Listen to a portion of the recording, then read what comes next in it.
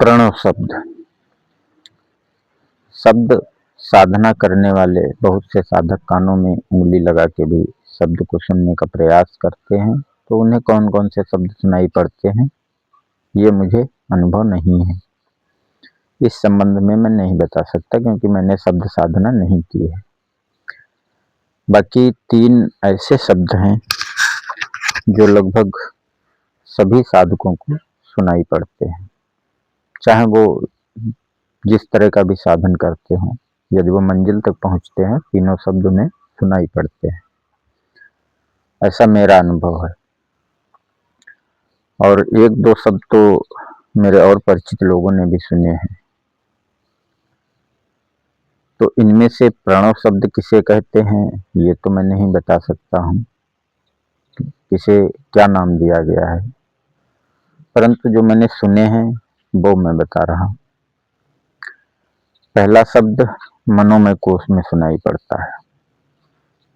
वो होती है रात के सन्नाटे जैसी आवाज या झिंगुरों के बोलने जैसी आवाज। उसके बाद इस अवस्था के पार होने पर विज्ञानमय कोश में, या जिसे आप जो भी साधन कर रहे हैं उस साधन से भी ये अवस्था पार हो जाएगी मनोमय की। या यदि आप शब्द पे भी फोकस कर रहे हैं तब भी आपकी ये अवस्था पार हो जाएगी। यदि आप शब्द पे पूरा ध्यान केंद्रित करेंगे तब भी आप अगली अवस्था में पहुंच जाएंगे। और अगली अवस्था अर्थात विज्ञान में कोश में पहुंचने पर आपको दूसरी ध्वनि सुनाई पड़ेगी। ये दूसरी ध्वनि जो होती है ये ओम का जाप करने पर बाद में जो गुंजार सुनाई पड़ती है उस गुंजार जैसी होती है। वो इस तरह की होती है।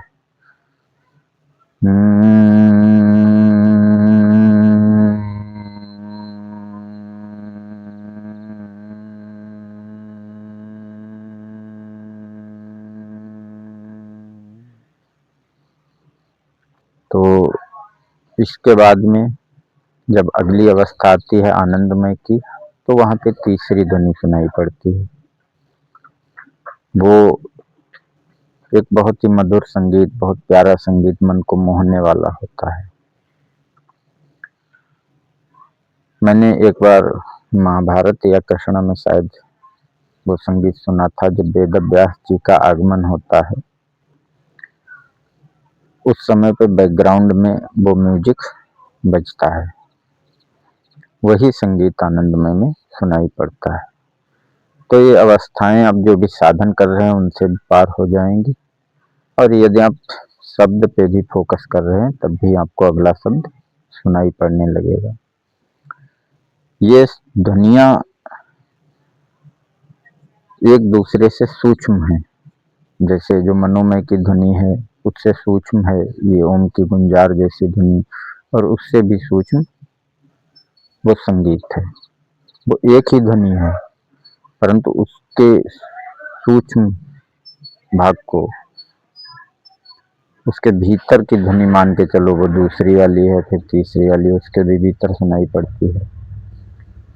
तो पहली वाली ध्वनि या दूसरी वाली ध्वनि बंद नहीं होती है जब तीसरी ध्वनि सुनाई पड़ती है, परंतु वो तुम्हारा फोकस तीसरी ध्वनि पे होता है तो इसलिए वो सुनाई नहीं पड़ती है। बाकी ये तीनों ध्वनियां बराबर होती है।